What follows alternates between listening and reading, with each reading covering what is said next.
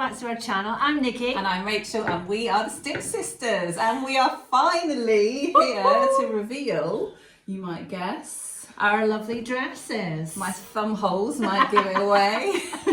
The thumbhole dress has arrived. It is gorgeous. Thank you, so is yours. Yeah. So our previous two videos were all about you choosing the dresses that we made, and here are the results. Yes, and we know it's been a few weeks for us to get around to showing it to you, but we're here now with all the details.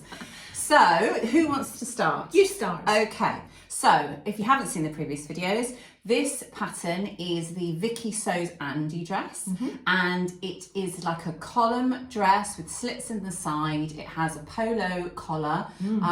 It did have snaps on the original, but I wanted to keep this because it's a very drapey fabric. I wanted to keep it very soft and fluid, so I didn't bother with snaps. Would you have done it up if you'd put them on, or would you just would not have done it? No, anyway? I knew I wouldn't have done. I knew I would always be wearing it loose and open, so there was one less thing to worry about, and I just decided not to bother. Yeah. And then it's got a long sleeve that has thumb holes for extra comfort, like it's little glovies. So I already knew straight out the bat that I was going to be making a couple of small changes, not just the poppers, but I also wanted it to be a shorter length, and I'll insert some pictures so you can see. The one that is on the model in the picture on the pattern is a maxi length.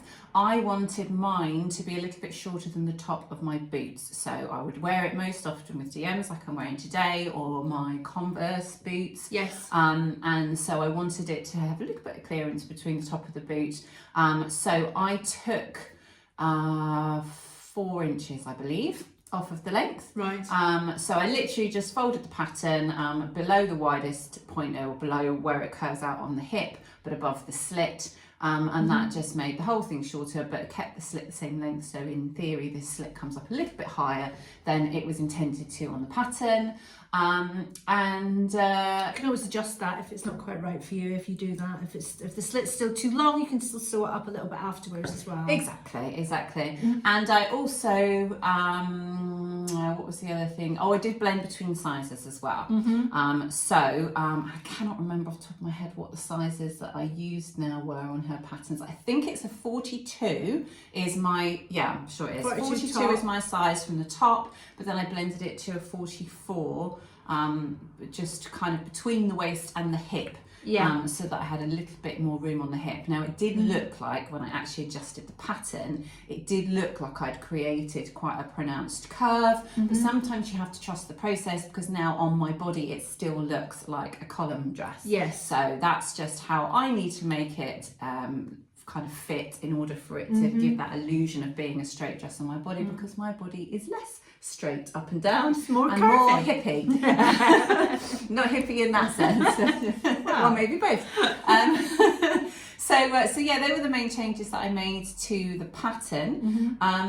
What was interesting about this dress, so I chose this Meat Milk Lima viscose jersey. You just have to stroke you. It's so soft and velvety and lovely. I'd had really good experiences with a t-shirt dress that was made out of viscose jersey, and I was really hoping that this would have a similar kind of drapey feel to it, and it does. So it's the perfect fabric, but it feels very luxurious. It is expensive, and obviously it was gifted by Minerva, but if you're thinking about it, it is definitely worth it. So I would definitely buy it. In fact, I quite fancy a khaki one or a grey one, so I might end up buying it. I mean, to be honest, if you're buying a maxi length knit dress, it's going to cost you 30, 40, 50 pounds just for the actual dress itself, even from kind of standard high street. Although this one would work out at about £90 because I used 3 meters. I could have got away with slightly less, but I made an error when I was cutting. So this is something that you will need to look out for. On Vicky So's patterns, they don't always say on the fold, on the actual edge where the fold is. So you know the little double arrow where it says fold, then that is usually, that's on a lot of patterns. So you know when you put that on the edge of the fabric that it needs to be against a fold. This one actually does say on the little bit of blurb that's on the pattern piece, cut one on the fold. But I didn't read that, and I laid it on a cut edge, and it wasn't until I was actually cutting away the little section for the placket that I suddenly went, hold on a minute, this is going to give it a seam down the front. Is it meant to have a seam down the front? And I had a look at the pattern and I saw, no, it's not meant to have a seam down the front. So I ended up needing to use extra fabric to cut a second front piece, but I think I could have got away with 2.5 if I hadn't have made that error. So luckily Minerva sent me 3. We always err on the side of caution, just in case. So going back to what I was saying, going off on tangents as always, that's me going off on tangents, then it would have cost probably about £75, but as it does, it costs about £90. Obviously you've got to add the pattern into that, but the quality of this, it is the type of quality that you would get in a designer brand. It's not a high street brand quality, so that is what you would expect to pay for a dress like this.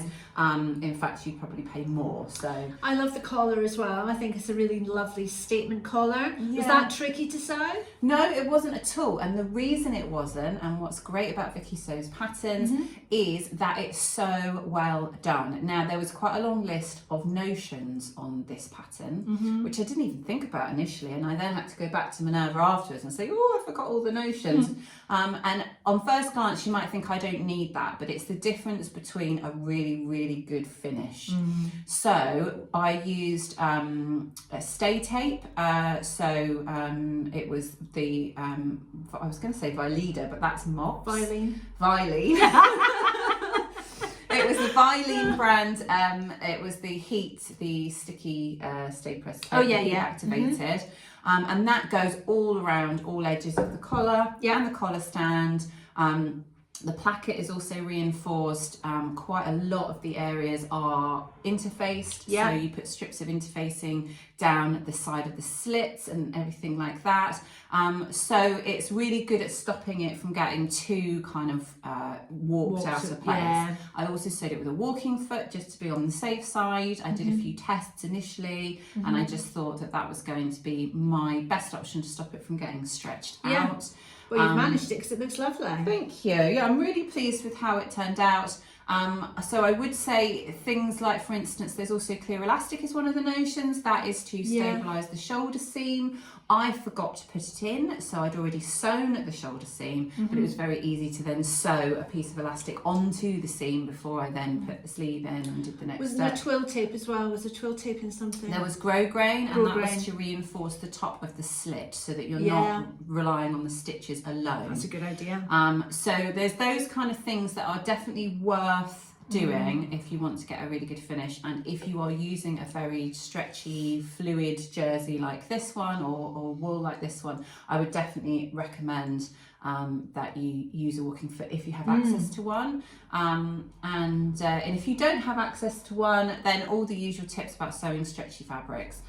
So just make sure that you've got the right needle, make sure you're using the best foot option that you have, and you're using good quality thread. We've got a video for that, so I will link above to our previous video, which is a long time ago now, but it's all still very relevant information. It is, absolutely. I think all of those things to Vicky Sews just takes it to the next elevation as well. You know, you've used a quality fabric, which is more like a designer kind of designer brand, but actually using all of those little tricks to make it withstand and also not warp out and everything like that means it's just going to be so much better to wear and so much more of a lovely item. Exactly, yes. I did do one thing that was a little bit lazy, so it does call for a cover stitch or a twin needle to do the hems. And our cover stitch isn't currently set up at either of our houses or in the studio, and I was feeling very lazy, so I didn't go and set it up, and I didn't use twin needle either because I knew but the areas that are hemmed, so the sleeve here and the hem itself at the bottom, they do not need to stretch at any point on my body. So I just sewed with a longer stitch length. I sewed with a 4, and that's enough to give it a little bit of give, and I'd really have to pull it for those stitches to pop. But that to me was enough. And actually I wanted minimal stitching because I didn't want it to be I can't even see it from here, never mind showing them on the camera. You took in the sleeves as well. I did. That's the only adjustment that I made them shorter as well. No, I kept the length in the end. Yeah, but that's the only adjustment I had to make after sewing it. when I thought I was finished and I went to put it on, the sleeve itself was really baggy and it was kind of hanging down here. Yeah. Now, I cut the right pattern and everything else. I think there might be something in the instructions about fitting the sleeve and that sort of thing, and maybe I'd skipped past that or something. So I had already hemmed it and done my thumb holes, and then it was way too big. So all I did was measure how much I wanted to take out, and then it's this seam where the thumb hole is.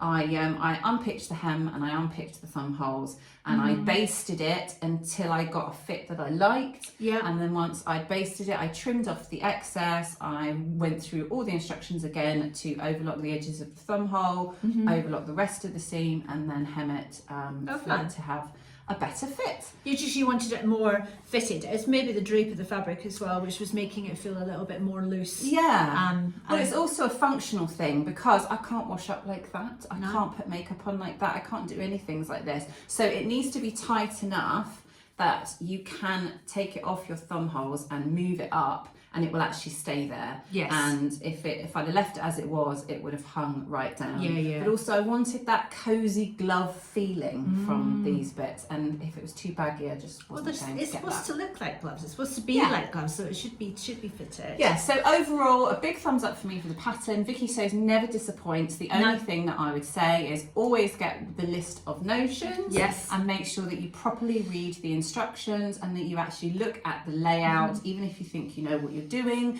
because it's very easy to miss things like cut one on the fold. The small bits. I think it's one of those things, their patterns are so well drafted and so well written. You just need to be brave and just take it one step at a time. Yes. And maybe read through it a couple of times before you actually start sewing or start cutting. Yeah, exactly. That would be but ideal. overall, I'm chuffed to bits with it. You make another one? I don't know. I think I'm going to see how much I wear this one. I'm also going to see what happens with dog hair and that kind of thing. Oh, yes. I still don't know if I'm going to be a walking lint brush, and I need to see those kind of things. Make it sound like my house is just like, dog hair central, and it really isn't. But she does shed a lot. She only has to brush past you, and you are. But also, covered. it's a very lovely jet black dress, and Lola is a very lovely, bouncy, golden Labrador. Yes, exactly. So the two don't really mix. So yeah, I'll have to wait and see on that. But a big thank you to Minerva for allowing me to have my new favourite dress this time of year. Lovely. So tell me all about this lovely creation. Well, this is the it's the Sew House 7 Wildwood dress, and it has to be said it was probably my favourite of the four that I chose when we put it up to you guys to decide. So the fabric is meat milk, and it's this lovely Tencel 2-colour check. I went for the dark grey because I thought it's kind of, it's quite a good autumnal colour. Yeah. I've got some lovely silver boots on, so they go lovely with that. And the pattern itself was really well explained, really well drafted. I really like Sew House 7. I've done a few things with them before, and their patterns seem to fit me really well. I cut size 14. I didn't make any adjustments. I just sewed it exactly as it was. Because it's a wrap, it's very forgiving. I love the Oodie. Is it not Oodie? That's those big jumper things.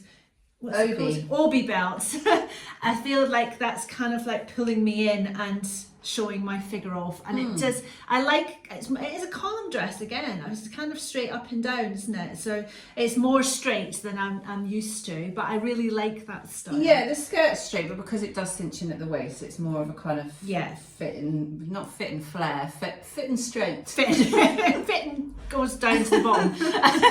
It's got some lovely big pockets on the front, and there was lovely details about how to stitch them so that it's just got a small opening for your hands, just to stop it kind of like flapping open. So there was little details like that, and I'll just show you. This is the kind of, is it a shawl collar? Yes. Shawl collar, which again, when you're putting the pieces together, there is a point where you start putting the collar together, and you're going, really? That's what I don't really know. I've never done one before, so it is a bit strange, but just follow the instructions. They know what they're doing, and it's very well explained. So I love this dress, and I'm really, really happy with it. I think it will be worn quite a lot over Christmas. Yeah. A lot of family do's. It's very forgiving around the waist and things like that.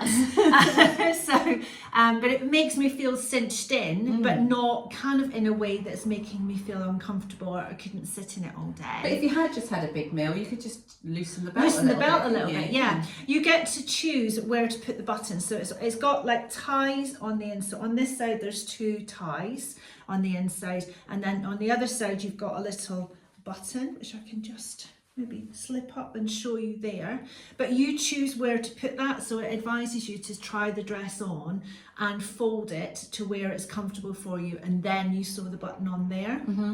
So you can choose how tight or how loose it actually is, and in the end the belt is going to pull everything in on top of everything else as well. So I'm really pleased with it, and I don't know, I was out of practice of doing things, so I really had to kind of take everything one step at a time and just go through the pattern and just take it at my own pace. But I'm really pleased with it, and so I love the fabric. The fabric is absolutely gorgeous, and I think there's about 9 or 10 different colours. So maybe I need one in every colour. Yes, there's a lovely range of colours, but I think you've gone for a really good colour because I think it's just so versatile. I'm imagining wearing like a ribbed polo neck underneath it, so or roll neck. So like, with a black or dark grey, having the long sleeves underneath, which would give you that extra kind of warm layer underneath it.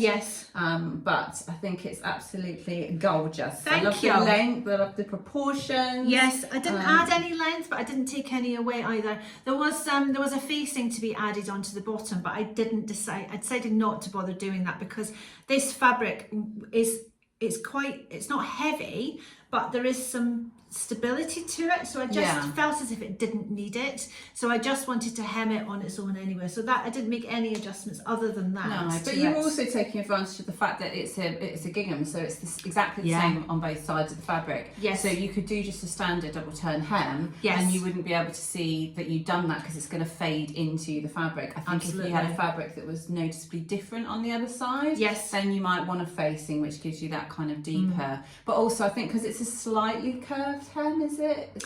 It's slightly, yes, because it only just slightly comes up at the front. Yeah, which might be why the facing is on the pattern, because some people find curved hems a bit more tricky. I mean, it was so slight. It wasn't, I didn't feel as if it needed it, to be honest. The other thing is that the insides were dealt with really nicely. So they'd obviously thought about which seams would be obvious if you saw it from the other side. So there's French seams, there's also some bound seams as well, so you've got an option to do one or the other, and in the end I did a mixture of both. So there is a couple which are just overlocked, but they're around the waist where no one's going to be seeing that anyway, but you can add any more if you want to. So is there any more that we want to say? I don't think so. No. I think that's it. I'm genuinely really pleased with it, and I came down and showed my other half and one of my boys, and they both said it was really nice. So that in my book is a winner. So they didn't look like as if I was weird or anything. I feel like it's a really wearable dress, which I'm really pleased with because that was my intention. I wanted something that I would wear a lot, and I think I've done it. Excellent. I think me too. Yes. I think what we wanted was versatile, could be worn with all different types of shoes, comfortable, and a good kind of transition piece in the sense that you can layer it up or down. And I think it's ticked every single box. It has. Of us. So really really very happy about that. And yeah, we'd love to know what your thoughts are. Have you made either pattern? Have you been thinking about it? In fact, I know a lot of people, when they were voting for which dresses for us to make, there were quite a few people that commented for me to make the Andy because they had been thinking of making it and they wanted to see what it would look like. Had bought it and hadn't actually made it. Yeah, exactly. So especially for you guys, hopefully you found this useful. And yeah, but before we give you the prancy pictures, because obviously it wouldn't be a pattern review without some prancy pictures at the end, then we would love to know in the comments what is at the top of your sewing list. Oh yes. what inspiration have you taken from these autumnal dresses? Have you decided to make one yourself? Which one is your favourite? Let us know. Yeah, and also, what's the thing you're avoiding? Yes. What's that thing that just keeps getting me further and further down the list because you just don't want to make it? Yeah, what's yours? Have you got anything that's partway through made? Oh, I have got some t-shirts that were cut out of this really, really drapey, flimsy jersey, and I think that's why I didn't want to get the cover stitch out, because I was going to say the cover stitch. And these t-shirts, it was just after my first surgery, and I had like no sewing brain, and I made so many mistakes on a basic t-shirt in such a short space of time that I just ended up putting the other two that one went in the bin. I just couldn't even bother to deal with it. And then the other two that I'd cut out, because I bulk cut 3 at once, I just put in a box and put away. Yeah. And I think it just reminds me of a time when I really did not feel like myself. No. And even though I do now, I still haven't opened that box yet. I haven't got them back out, and I haven't set up the cover stitch machine, because I think they're all kind of tainted with that sort of like... It gives you that feeling though, doesn't it? I've got a jacket, it's like a little bomber jacket that needs a zip put in it. But it's an open, it's blush pink. And it's a spring jacket, so I keep thinking, well, I don't need it now. It's just, and it must be 2 years since it's been waiting for its zip, and I don't know what it is. I'm just avoiding doing it. So I think also I might have fallen out of love with it anyway. So I don't know. Maybe something. If you don't finish it, maybe it's your subconscious trying to tell you something. Yeah. Although I've just remembered the other thing that I've been avoiding for ages is that I bought the fabric and the pattern to make my husband a thread dilly pea coat.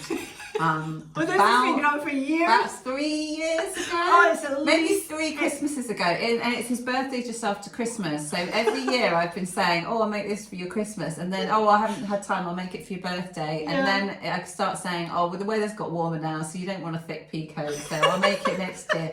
And it's been at least 3, if not 4. We've had quite a few conversations about this coat that never actually has materialised out of the box. You know what it is though? I don't think he'll wear it. Is that what it is? And I know how much... he's not going to wear it if you don't make it. But I know how much work is going to go into it, and then I don't think he's going to wear it. Not enough to justify the amount of work I put in. So in my brain, I'm already going, well, you can't have it then because you don't deserve it. He always wears what you make him. He wears the things that you make him a lot. Why do you imagine him in that style of coat? I don't know why he chose it, but anyway. I think you just need to buckle on down and make it. Yeah, maybe I do. Yes. Anyway, we'd love to hear what you're making. So send us So we'd love to hear what you're making. So drop us a little note underneath, and we'd love to hear all about it. Yes, so here comes the Prancy pictures, and we'll see you soon. Bye.